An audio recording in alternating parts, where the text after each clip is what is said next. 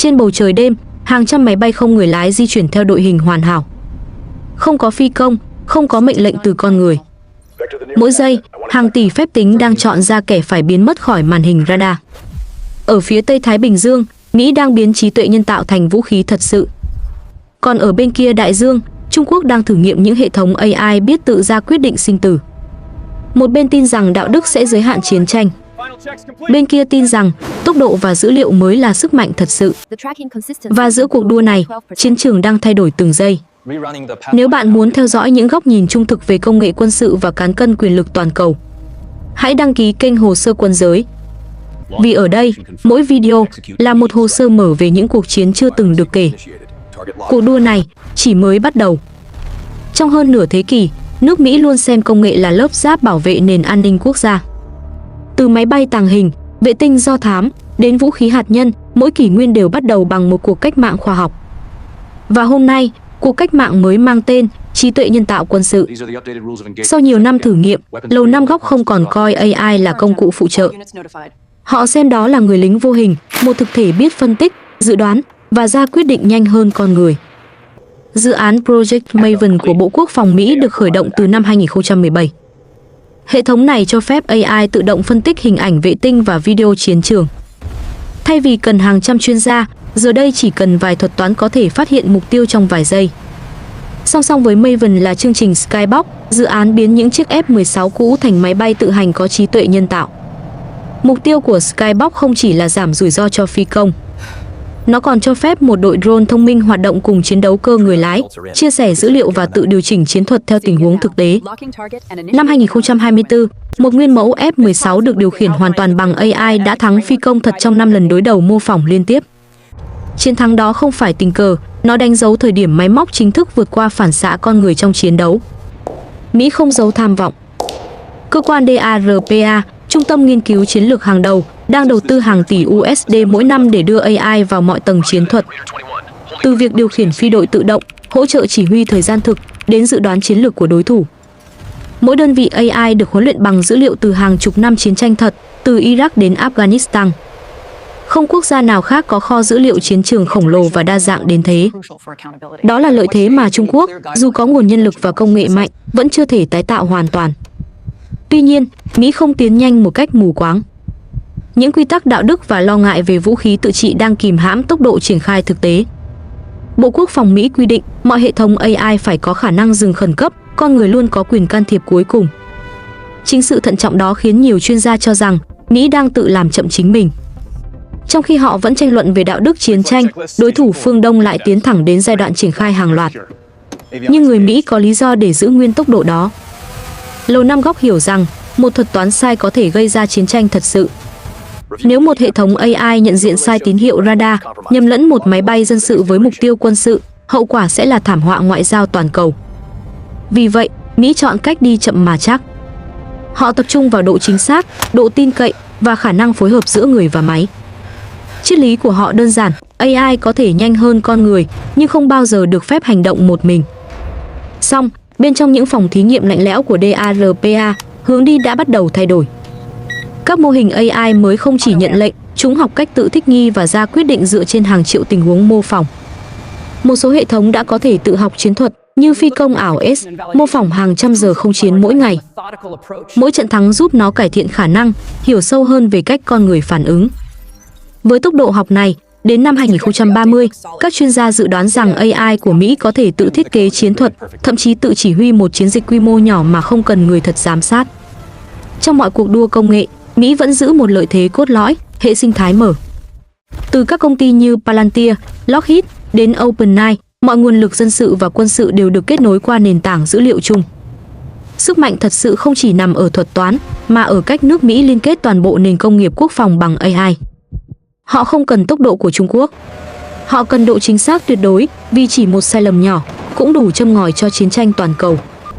Thế nhưng, trong thế giới của trí tuệ nhân tạo, chậm mà chắc không còn là lợi thế tuyệt đối. Khi tốc độ ra quyết định trở thành yếu tố sống còn, người đi chậm có thể là người bị loại bỏ đầu tiên. Và đó chính là điểm yếu duy nhất của Mỹ, quốc gia đã phát minh ra công nghệ, nhưng có thể sẽ bị vượt qua bởi chính sự thận trọng của mình.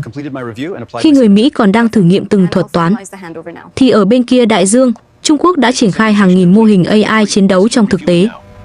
Không còn là thử nghiệm, mà là chuẩn bị cho một kỷ nguyên chiến tranh hoàn toàn tự động.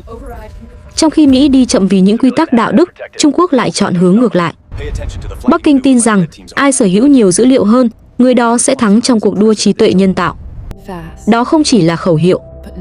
Đó là chiến lược quốc gia được viết rõ trong kế hoạch AI Made in China 2030, một chương trình toàn diện biến trí tuệ nhân tạo thành nền tảng của an ninh, kinh tế và quân sự. Trung Quốc không có bề dày kinh nghiệm chiến đấu như Mỹ. Nhưng họ có thứ mà Mỹ không có, một kho dữ liệu khổng lồ, chưa từng bị giới hạn. Với hơn 1,4 tỷ dân, mọi hành vi, thói quen, hình ảnh đều trở thành nguồn dữ liệu để huấn luyện các mô hình AI. Từ mạng xã hội, hệ thống giám sát đô thị, cho đến camera tại mỗi nhà ga. Mỗi khung hình, mỗi chuyển động đều giúp AI của họ hiểu thế giới nhanh hơn. Đó là một lợi thế chiến lược mà không quốc gia dân chủ nào có thể tái tạo. Cốt lõi của chiến lược Trung Quốc nằm ở PLA Strategic Support Force, lực lượng hỗ trợ chiến lược của quân giải phóng nhân dân. Đây là nơi kết nối giữa các tập đoàn công nghệ lớn như Baidu, Huawei và SenseTime với quân đội. Các công ty này cung cấp thuật toán, hạ tầng dữ liệu và chip xử lý chuyên dụng cho mục đích quân sự. Không có ranh giới rõ ràng giữa dân sự và quốc phòng, đó chính là lý do tốc độ triển khai của Trung Quốc nhanh gấp nhiều lần so với Mỹ. Trong các trung tâm nghiên cứu bí mật ở Bắc Kinh và Thành Đô, hàng nghìn mô hình AI đang được huấn luyện trên siêu máy tính quốc gia. Một số mô hình được thiết kế để điều khiển drone tự hành. Một số khác tập trung vào phân tích hình ảnh vệ tinh, dự đoán hoạt động hải quân của Mỹ ở Thái Bình Dương. Đáng chú ý, Trung Quốc là quốc gia đầu tiên cho phép AI tự ra quyết định chiến thuật trong mô phỏng chiến tranh. Các thuật toán không chỉ quan sát, chúng được phép hành động. Trong mô phỏng năm 2024, một hệ thống AI đã chỉ huy thành công 120 drone tấn công, đánh bại đội hình phòng thủ giả lập của Mỹ trong vòng 8 phút. Nhưng điều khiến thế giới lo ngại không chỉ là tốc độ, mà là cách Trung Quốc dùng AI để kiểm soát toàn bộ chuỗi chỉ huy. Trong mô hình chiến đấu mới của PLA, mọi cấp chỉ huy đều được gắn với hệ thống phân tích dữ liệu thời gian thực. Các quyết định chiến thuật không còn chờ lệnh từ người chỉ huy. Khi AI nhận định có mối đe dọa, nó có thể tự động phản ứng, triển khai hoặc kích hoạt hệ thống phòng thủ. Với tốc độ xử lý chỉ vài mili giây, con người hoàn toàn bị bỏ lại phía sau. Ở cấp chiến lược, điều này đồng nghĩa với việc AI có thể tự quyết định khi nào bắt đầu một cuộc tấn công. Sự khác biệt giữa Mỹ và Trung Quốc thể hiện rõ ở triết lý sử dụng công nghệ. Mỹ xây tường lửa quanh đạo đức để tránh sai lầm chiến tranh. Trung Quốc xóa tường đó, đặt niềm tin vào sự hoàn hảo của máy móc. Với họ, kiểm soát thông tin và dữ liệu quan trọng hơn giới hạn đạo đức. Vì thế, thay vì tranh luận như phương Tây, Trung Quốc đã đưa AI vào thực tế, từ giám sát biên giới, điều khiển UAV, đến quản lý chiến trường số. Mỗi cuộc thử nghiệm đều trở thành một phần dữ liệu thật, giúp họ tiến xa hơn mỗi ngày. Một ví dụ điển hình là hệ thống mô phỏng chiến tranh WZ-10, chương trình huấn luyện ảo sử dụng hàng triệu kịch bản giả lập. AI của Trung Quốc có thể mô phỏng 1.000 trận chiến chỉ trong vài giờ, rút ra chiến thuật tối ưu mà không cần con người giám sát. Dữ liệu từ hệ thống này được chuyển trực tiếp về các căn cứ quân sự, nơi thuật toán được cải tiến sau mỗi vòng thử nghiệm. Tốc độ học, triển khai và sửa lỗi diễn ra gần như tức thời. Trong khi đó, ở Mỹ, mỗi thay đổi trong mô hình AI cần qua nhiều tầng phê duyệt. Chênh lệch vài tuần trong xử lý có thể biến thành khoảng cách công nghệ hàng năm. Bên cạnh đó, Trung Quốc đang đầu tư mạnh vào vũ khí tự động, từ drone cảm tử đến robot trinh sát bọc thép. Các hệ thống này không chỉ hoạt động độc lập, mà còn liên kết với lưới dữ liệu quốc gia. Một mạng lưới AI chiến thuật có thể bao phủ toàn bộ khu vực Biển Đông, phân tích chuyển động tàu chiến và dự đoán hướng di chuyển của đối phương. Cách họ triển khai giống như lập trình lại chiến trường. Mọi thứ, từ sóng radar, âm thanh, hình ảnh, đều trở thành dữ liệu. Và dữ liệu, trong chiến tranh hiện đại, chính là đạn dược vô hình. Nhưng tốc độ không phải lúc nào cũng đồng nghĩa với an toàn. Việc AI được phép ra quyết định chiến thuật mà không có giám sát có thể dẫn đến hậu quả khó lường. Một lỗi nhỏ trong mô hình có thể kích hoạt phản ứng sai dây chuyền. Dù vậy, Bắc Kinh chấp nhận rủi ro đó. Vì với họ, người đi sau không có lựa chọn khác, phải đi nhanh hơn, mạo hiểm hơn để bắt kịp đối thủ đang dẫn đầu. Trong cuộc đua giữa Mỹ và Trung Quốc, hai triết lý đối nghịch đã hình thành rõ ràng. Mỹ coi AI là công cụ giúp con người ra quyết định chính xác hơn. Trung Quốc coi AI là người chỉ huy mới, lạnh lùng, logic và không biết mệt mỏi. Một bên tin vào sự kiểm soát, bên kia tin vào tốc độ tuyệt đối. Và trên chiến trường của tương lai, tốc độ có thể là tất cả. Khi hai siêu cường bước vào kỷ nguyên trí tuệ nhân tạo, Vũ khí thật sự không còn là tên lửa hay máy bay. Đó là dữ liệu, thứ vô hình nhưng có sức hủy diệt hơn bất kỳ loại bom nào. Và cuộc chiến giành lấy nó đã bắt đầu từ rất lâu mà không ai nhận ra. Khi thế giới nói về chiến tranh, người ta nghĩ đến tên lửa, xe tăng hay tàu sân bay. Nhưng trong kỷ nguyên trí tuệ nhân tạo, vũ khí nguy hiểm nhất không còn mang hình dạng vật chất. Nó là dữ liệu, thứ vô hình nhưng có sức mạnh thay đổi toàn bộ kết quả của chiến trường. Mỗi thuật toán chiến đấu đều cần dữ liệu để tồn tại. Càng có nhiều dữ liệu, AI càng thông minh. Mỹ có dữ liệu từ hàng chục năm chiến tranh thật, từ Iraq đến Syria. Trung Quốc có dữ liệu từ hàng tỷ camera, vệ tinh và mạng xã hội. Cả hai đều đang nuôi lớn những bộ não chiến tranh bằng dòng chảy thông tin khổng lồ. Và khi dữ liệu trở thành nhiên liệu chiến lược, mọi quốc gia đều đang âm thầm giành giật từng bit, từng gói thông tin trên không gian mạng. Trong các cuộc tấn công mạng hiện đại, AI không chỉ phòng thủ mà còn chủ động phản công. Nó có thể phát hiện, xâm nhập và phá hủy hệ thống đối phương trước khi con người kịp nhận ra. Những trận chiến này không có tiếng súng, không có bom nổ. Chỉ có những dòng mã lặng lẽ di chuyển giữa các máy chủ, xóa dữ liệu, làm tê liệt hạ tầng hoặc chiếm quyền điều khiển hệ thống radar. Đây là chiến trường mà cả Mỹ và Trung Quốc đều đang thử nghiệm mỗi ngày, trong bóng tối. Ở tầng sâu hơn, cuộc chiến dữ liệu còn là cuộc đấu về quyền kiểm soát đạo đức. Mỹ đang cố đặt giới hạn cho AI, không tấn công khi chưa có lệnh của con người. Nhưng khi tốc độ ra quyết định chỉ tính bằng phần nghìn giây, mệnh lệnh đó đôi khi đến quá muộn. Trung Quốc lại tin rằng AI càng tự động, chiến tranh càng chính xác hơn. Với họ, con người mới là nguồn sai sót, cảm xúc, nỗi sợ hay sự do dự đều là rủi ro. Vì vậy, họ sẵn sàng để AI tự chọn mục tiêu, tự hành động và tự xác định thời điểm tấn công. Câu hỏi lớn nhất bây giờ không còn là ai mạnh hơn, mà là ai dám đi xa hơn. Một bên có công nghệ vượt trội, nhưng bị ràng buộc bởi đạo đức. Bên kia có tốc độ khủng khiếp, nhưng đánh đổi sự kiểm soát con người. Và giữa hai cực đó, ranh giới của chiến tranh đang mờ dần. Một khi AI đủ thông minh để ra lệnh, con người sẽ đứng ở đâu trong hệ thống vũ khí mà chính họ tạo ra. Trong năm 2025, một báo cáo của Liên Hiệp Quốc cảnh báo vũ khí tự trị đang phát triển nhanh hơn khả năng kiểm soát của loài người. Ở Mỹ, hàng trăm nhà khoa học từng làm việc cho DARPA đã ký vào bản kiến nghị yêu cầu tạm dừng dự án AI tự hành chiến đấu. Nhưng cùng lúc đó, ở Trung Quốc, hàng nghìn kỹ sư vẫn đang thử nghiệm mô hình mới mỗi ngày. Không ai muốn bị bỏ lại phía sau. Vì trong thế giới AI, người đi chậm 1 năm có thể bị loại khỏi bàn cờ mãi mãi. Cả hai siêu cường đều hiểu rõ nguy cơ ấy. Nhưng khi quyền lực và an ninh gắn liền với công nghệ, không ai muốn dừng lại. AI đang dần trở thành một người chỉ huy mới, không cảm xúc, không hối hận, không biết sợ hãi. Nó không hiểu khái niệm thương vong, cũng không biết thế nào là sai lầm. Một khi thuật toán được phép tự học và tự quyết định, ranh giới giữa bảo vệ và tấn công chỉ còn là một dòng cốt mỏng manh.